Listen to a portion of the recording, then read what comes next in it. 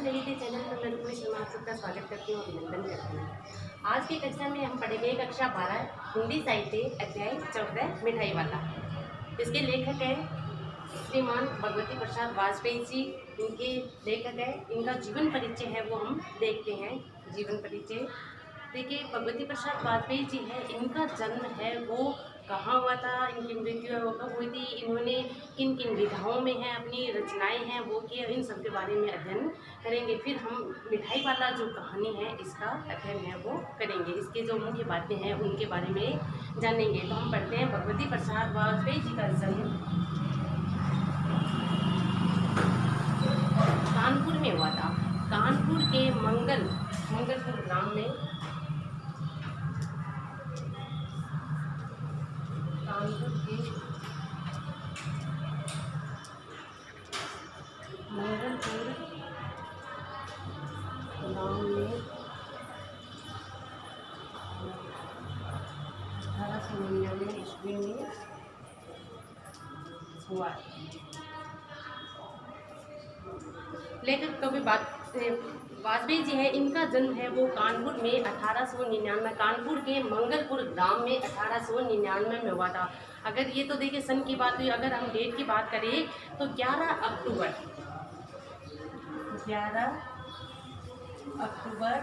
1899 में कहाँ हुआ था, कानपुर के मंगलपुर ग्राम में इनका जन्म हुआ था। अगर इनके अध्ययन की बात की जाए, इनकी पढ़ाई की बात की जाए तो इन्होंने है वो मिडिल क्लास तक है वो अध्ययन किया था, मिडिल कक्षा तक है वो पढ़ाई की थी, अध्ययन किया था। इसके बाद में है ये भिन्न भिन्न नौकरियों में चले जाते हैं, अनेक नौकरियां इन्होंने की थी और नौकरी करने के साथ साथ इन्होंने अपना लेखन कार्य है वो जारी रखा था, लिखते रहते। इन्होंने उपन्यास भी लिखे हैं, इन्होंने नाटक भी लिखे हैं, इन्होंने कहानियां भी लिखे हैं, एक इन्होंने काव्य संग्रह भी, एक ओस की बूंद नाम से काव्य संग्रह भी इन्होंने लिखा है। अब इनकी जो रचनाएं थी, इनकी जो पहली जो कहानी थी यमुना, वो 1923 ईस्वी में प्रकाशित हुई थी। पहली इनकी कहानी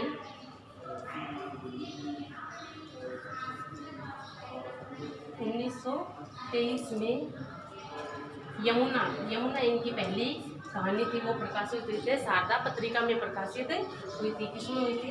शारदा पत्रिका में।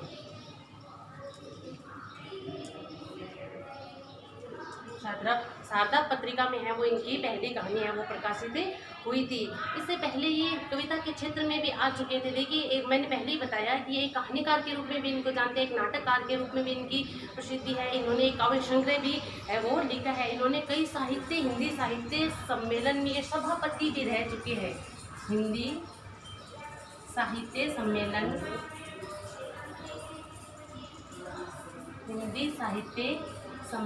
में सभापति भी ये रह चुके हैं।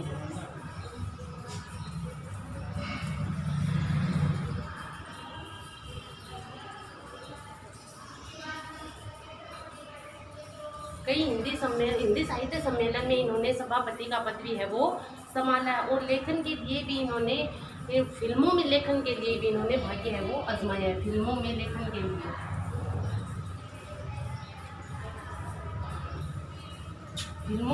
के लिए भी इन्होंने भाग्य आजमाया। हो सकता है इन्हें उस क्षेत्र में है वो विशेष सफलता है वो प्राप्त नहीं हुई है और इन्हें विशेष सफलता है वो हिंदी साहित्य जगत में ही मिली है। अब इनकी अगर बात की जाए, उपन्यासों की बात की जाए कि इन्होंने कौन कौन से उपन्यास है वो लिखे हैं।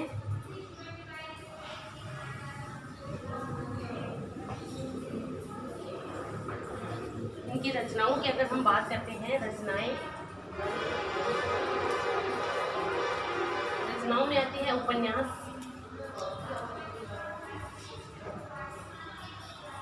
जिसमें आता है देवता व मनुष्य, त्यागमयी, दो बहनें,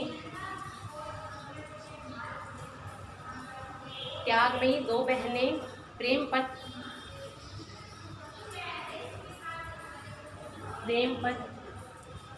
मीठी चुटकी,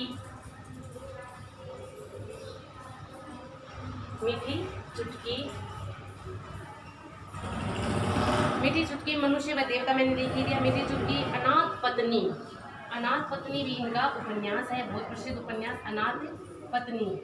इन्होंने लगभग है वो कितने उपन्यास, 23 उपन्यास है वो लिखे हैं। लगभग 23 नहीं 37 उपन्यास की रचना इन्होंने की है। 37 उपन्यास है वो इन्होंने लिखे हैं। लगभग 37 उपन्यासों की इन्होंने रचना की है, जिसमें से देवता व मनुष्य, त्यागमयी, दो बहनें, प्रेमपथ, मीठी चुटकी, अनाथ पत्नी, ये इनके महत्वपूर्ण और प्रसिद्ध उपन्यास है वो रहे हैं। अब अगर इनकी एक कविता संग्रह की बात की जाए, इन्होंने कविता संग्रह ओस की एक बूंद, ओस की एक बूंद, ये एक इन्होंने काव्य संग्रह है वो लिखा है। उन्होंने कई बाल उपयोगी साहित्य भी लिखा है, बाल उपयोगी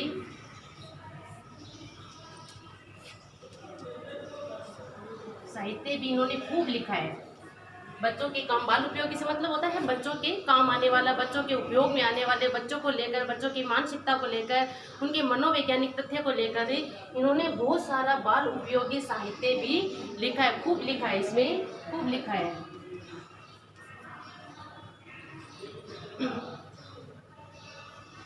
अब इनके अगर कहानियों की बात की जाए कि इनके कहानी संग्रह इनके कौन कौन से हैं,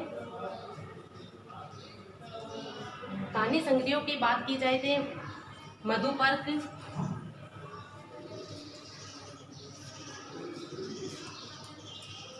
हिल्लोल, तरंगिणी,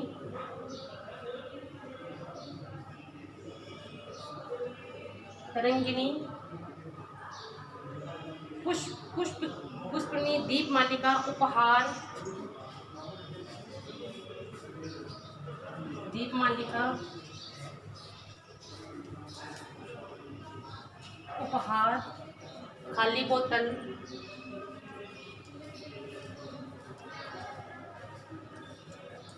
खाली बोतल, ये इनके कहानी संग्रह रहे। मधुपर्क, हिलोल, तरंगिणी, पुष्करणी, दीपमालिका, उपहार, खाली बोतल, अंगारे, स्नेह, अंगारे, स्नेह, इसमें इन्होंने है भिन्न भिन्न विषयों को लेकर है वो अपनी कहानियां हैं वो लिखी है, कहानियों का समावेश है वो इसमें किया है। इन्होंने मानसिक ऊहापोह की विशेष दशा को है वो दर्शाया। मानसिक ऊहापोह से मतलब होता है कि असमंजस की जो स्थिति होती है, कई बार ऐसा हो जाता है कि व्यक्ति ये कार्य करना भी चाहता है, दूसरा भी करना चाहता है, तो मानसिक ऊहापोह की जो स्थिति होती है वो इन कहानियों में इनके दिखाई गई है, विशेष रूप से प्रकट है वो होती है। इसके साथ ही बदलते समाज और बदलते जो वातावरण है उसका चित्रण भी इन्होंने अपनी कहानियों में कहा है। समय के साथ हम सभी जानते हैं कि बदलाव है वो आता रहता है, परिवर्तन संसार का नियम है, तो समाज के जो बदलते हुए नियम है, बदलते हुए वातावरण है, इन नए प्रश्नों और समस्याओं को वाजपेयी जी की कहानियों में देखा जा सकता है कि देखिए बदलते समाज और बदलते वातावरण, नए प्रश्नों, देखिए मनुष्य जैसे जैसे आगे बढ़ता है तो एक नई जिज्ञासाएं हैं मन में उत्पन्न होती जाती है, बढ़ती जाती है। उन जिज्ञासाओं को लेकर और उनकी समस्याओं और जो नई समस्याएं और नए प्रश्न बनते हैं उनकी समस्याओं को इन्होंने विशेष रूप से उजागर है वो अपनी कहानियों में किया। इन्होंने कुछ कहानियाँ समाज की विकृत जो परंपराएं होती है कि समाज में कुछ ऐसी परंपराएं हो जाती है जो बहुत पहले से चली आ रही है लेकिन उनका समाज में विकृत रूप हो जाता है, वो समाज के किसी भी क्षेत्र में उपयोगी नहीं होती है, तो ऐसी विकृत जो परंपराएं हैं उनको भी इन्होंने अपनी कहानियों में है वो दर्शाया है। साथ ही इन्होंने जो रूढ़ियाँ हैं, कुरीतियाँ हैं आदि को लेकर लिखे हैं। कुछ कहानियों में विभिन्न वर्गों के बीच की जो दूरी है, विभिन्न वर्ग होते हैं, देखिए समाज है विभिन्न वर्गों में बटा हुआ आता है ना। इसमें समाज में 3 वर्ग है, जैसे धनिक वर्ग है, मध्यम वर्ग है, निम्न वर्ग है, उच्च वर्ग, निम्न वर्ग, मध्यम वर्ग, 3 वर्गों में बटा हुआ है समाज है। तो इन जो विभिन्न वर्गों में बटा हुआ समाज है इनके बीच में जो दूरी होती है, मानसिक रूप से जो दूरी होती है, कटुता होता है, अविश्वास है, घृणा का जो भाव है, उसका सटीक चित्रण है वो इनकी कहानियों में देखा जा सकता है। अगर इन कहानियों की बात की जाए कि इन्होंने कहानियों में किस तरह की विषय वस्तु को लिया है, तो इन्होंने इस तरह की विषय वस्तुओं को लेकर है अपना जो कहानी से है वो लिखी है।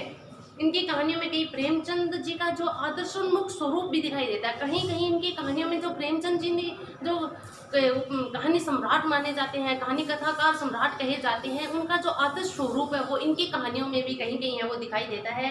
सामाजिक यथार्थ के भी दर्शन इनकी कहानियों में होते हैं, तो कहीं है वो शरत चंद्र जी की भावुकता को लेकर भी, भावुकता के दर्शन भी इनकी कहानियों में किए जा सकते हैं। मार्मिकता इनकी कहानियों में मिलती है। वाजपेयी जी की कहानियाँ आकार की दृष्टि से प्राय छोटी होती है, अगर आकार की बात की जाए तो प्राय छोटी होती है, लेकिन अपनी विषय वस्तु को पूर्ण रूप से, सटीक रूप से प्रस्तुत करने में पूर्ण रूप से सक्षम होती है। परंतु उनमें व्यंजकता होती है। कथानक अल्प होते हुए भी कहानियाँ की तीव्र घटनाक्रम में है वो आगे बढ़ती रहती है, उस कहानी को एक बांधे रखती है।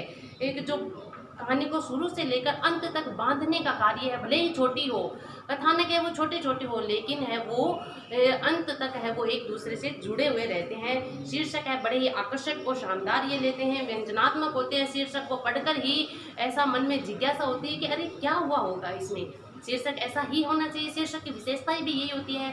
शीर्षक है वो संक्षेप होना चाहिए, छोटा होना चाहिए, और उसमें उसको पढ़ते ही एक जिज्ञासा, एक मन में उत्सुकता का भाव है वो आना चाहिए। तो इनकी कहानियों में ऐसे शीर्षक है वो देखे जा सकते हैं। भाषा की स्वाभाविकता और कहने का विशिष्ट ढंग भी वाजपेयी जी की कहानियों में मुख्य रूप से मिलता है। ये इनकी अपनी एक निजी विशेषता है वो कही जा सकती है कि भाषा की स्वाभाविकता, इन्होंने भाषा के इस तरह के शब्दों का ये चयन करते हैं कि पढ़ने वाले की सरलता से समझ में आ जाती है, स्वाभाविकता दिखाई देती है। कोई काल्पनिकता, कोई ऐसे गढ़ंत, मन गढ़ंत है वो शब्दावली ऐसी नहीं ली गई है, स्वाभाविकता दिखती है।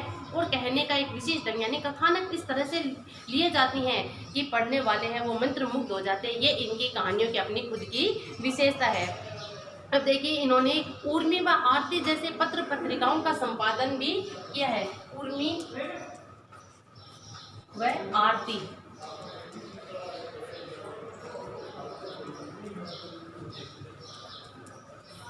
पत्रिकाओं का संपादन भी किया है।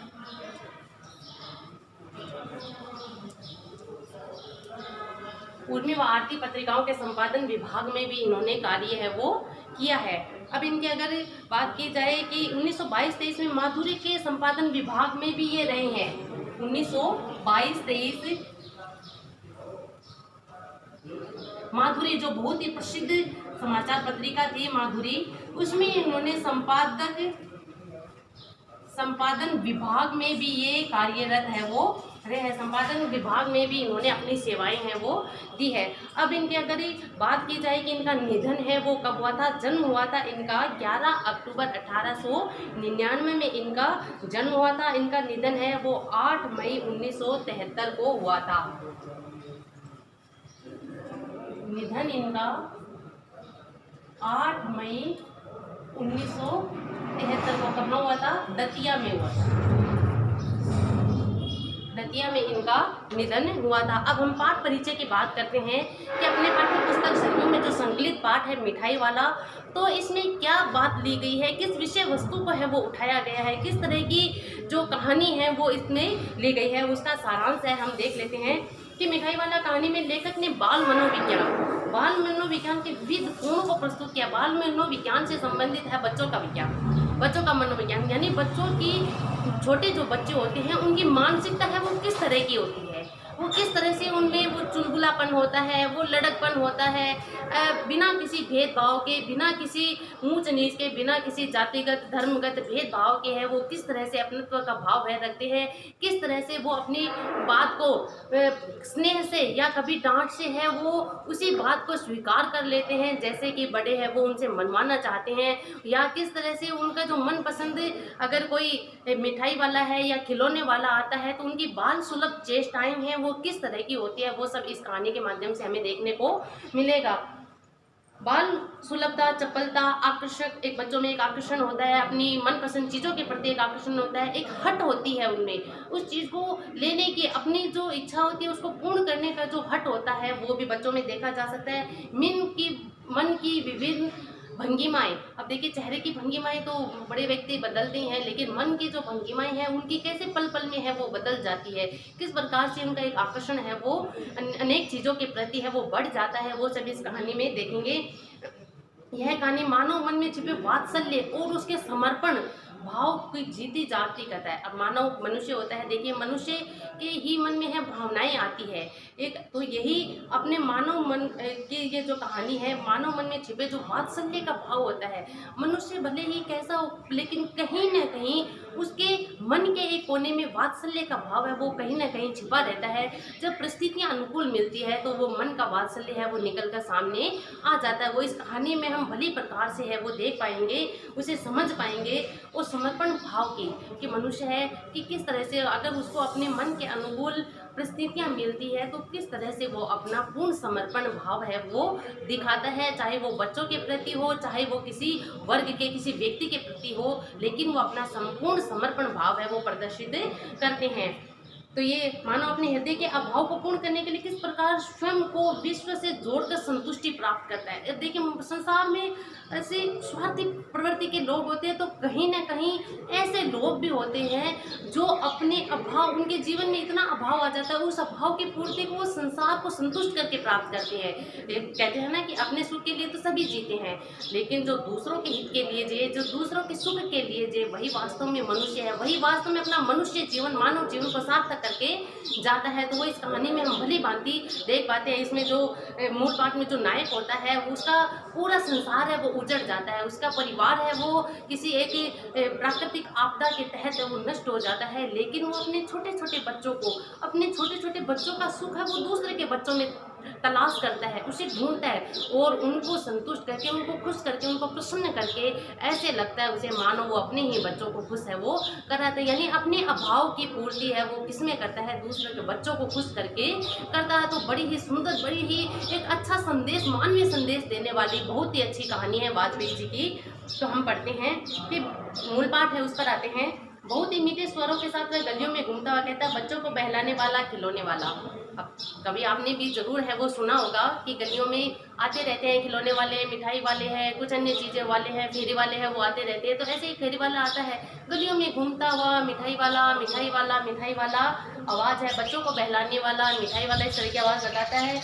इस अधूरे वाक्यों को ऐसी विचित्र किंतु मादक मधुर ढंग से गाकर कहता कि सुनने वाला एक बार अस्थिर होता, लेकिन कहने का तरीका भी उसका बिल्कुल अलग था, बिल्कुल अलग ढंग से वो कहता था कि इस तरह से एक गैर शैली में गाते हुए से एक मधुरता के साथ, एक स्नेह के साथ, एक प्यार के भाव से है वो कहता था कि सुनने वाले हैं एक बार तो उसकी आवाज़ को फिर से सुनने के लिए अधीर उठते थे, उसे देखने के लिए अधीर है वो उठते थे। उसके स्नेह विषिक्त कंठ से फूटा हुआ उपयुक्त गान सुनकर निकट के मकानों में हलचल मच जाती थी।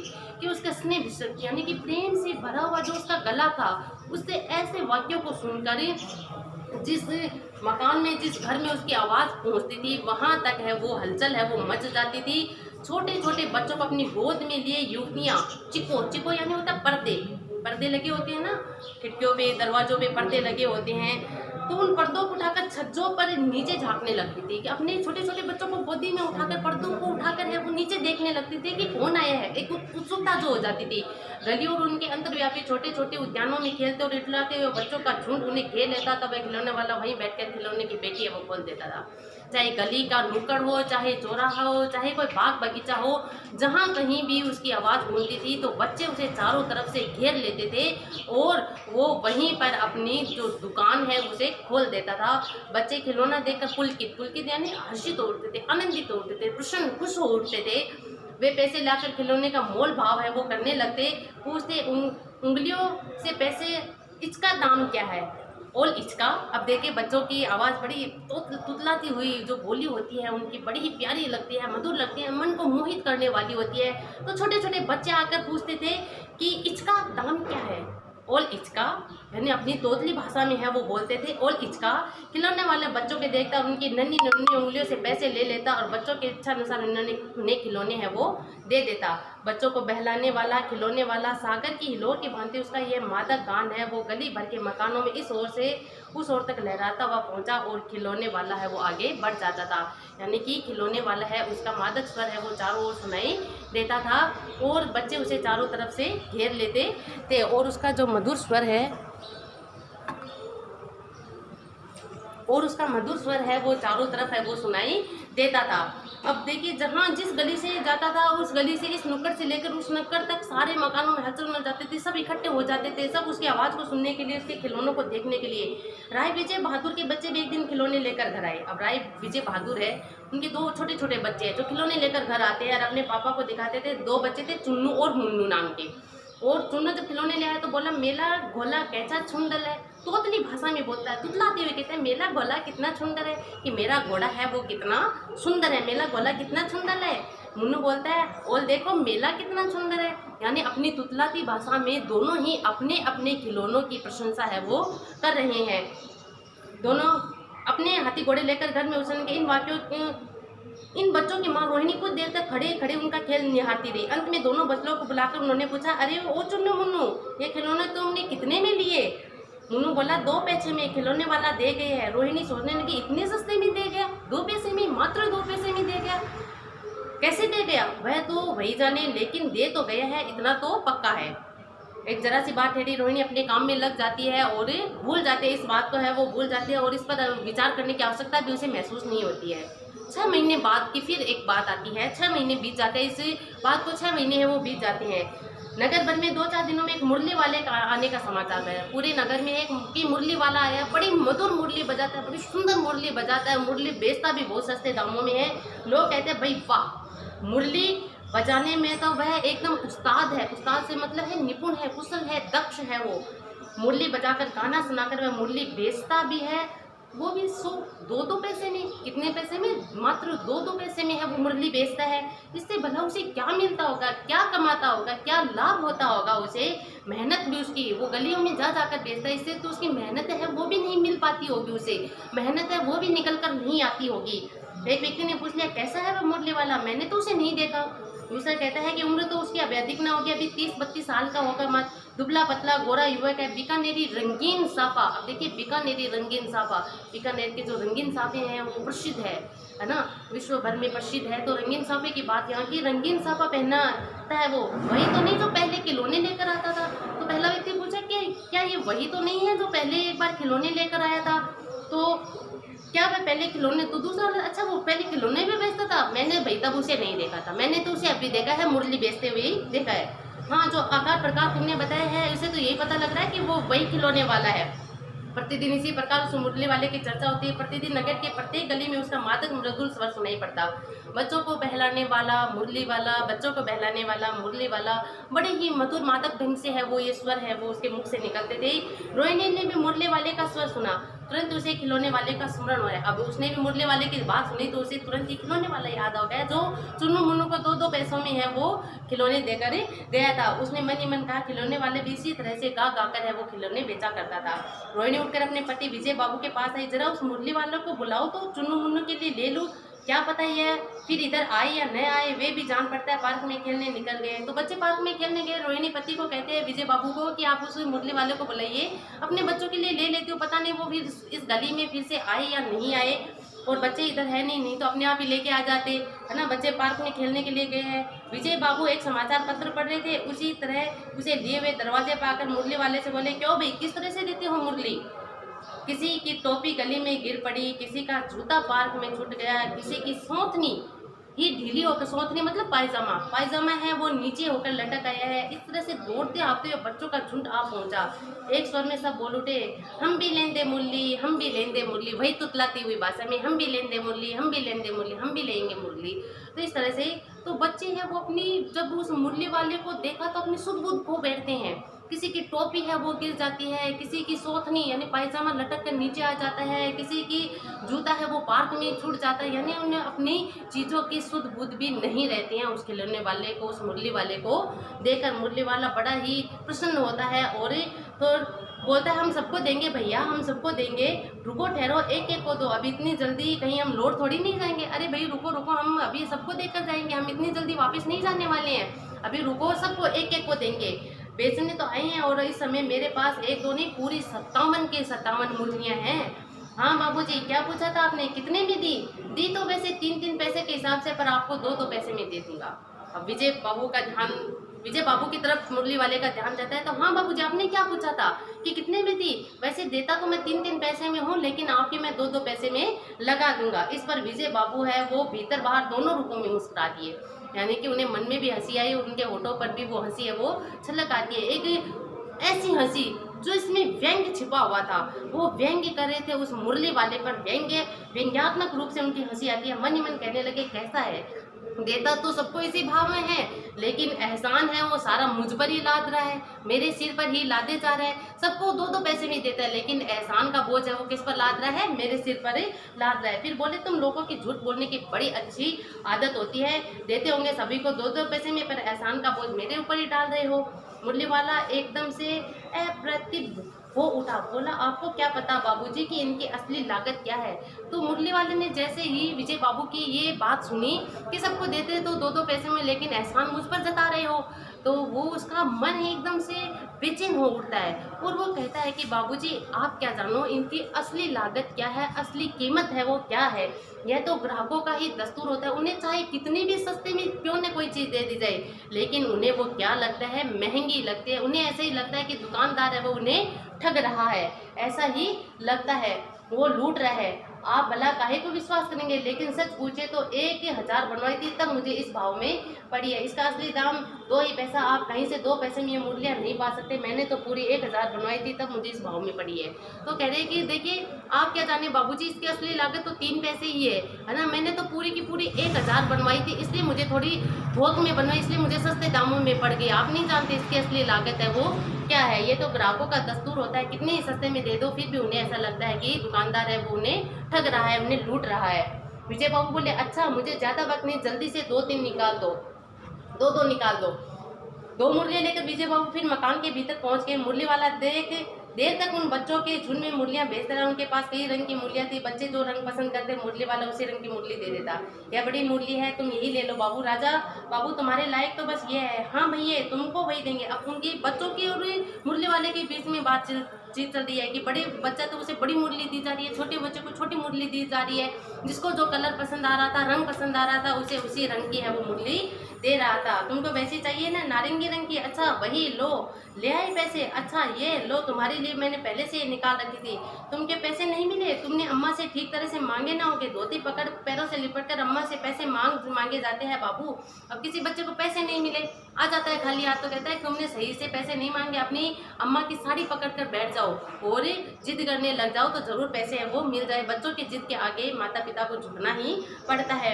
यह बात है वो इस कथन के माध्यम से बात कहना चाह रहे हैं। अब की बार मिल जाएंगे, दुअन्नी है तो क्या, ये लो पैसे वापस लो, ठीक हो गया ना हिसाब, मिल गए पैसे। देखो मैंने तरकीब बताई ना। बच्चा दोबारा जाता है मम्मी से, उस तरह से पैसे धोती पकड़ कर ले आता है, जिद करके ले आता, हट करके ले आता, तो कहते देखो मैंने सही तरकीब बताई ना, तुम्हें मिल गए ना पैसे।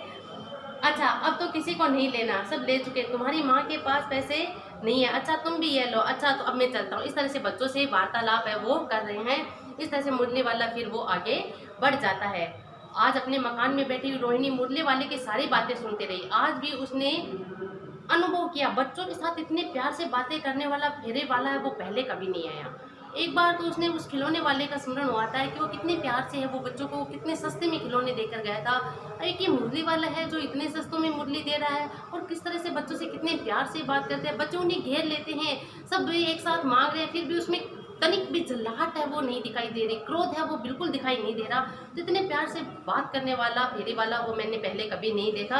और सस्ते में माल भी बेचता है, भला आदमी लगता है, कोई भलमानुष है जो इस तरह का व्यवहार है वो करता है। समय की बात है जो बेचारा इस तरह से मारा मारा फिरता है, पेट ने जो कराए सो थोड़ा कि पेट के खातिर है, पता नहीं क्या क्या कार्य हैं वो करने पड़ते हैं। इस समय मुरली वाले का क्षीण स्वर दूसरी निकट की गली में सुनाई पड़ा। बच्चों को बहलाने वाला मुरली वाला रोहिणी से सुनकर मन ही मन कहने लगी, और वह स्वर भी तो कितना मीठा है इसका। बहुत दिनों तक रोहिणी भी मुरली वाले का वह मीठा स्वर, उसकी बच्चों के प्रति वह स्नेह शिक्त बातें याद आती रही। महीने आयो चले गए, फिर मुरली वाला नया, धीरे धीरे उसकी स्मृति है वो भी क्षीण हो जाती है।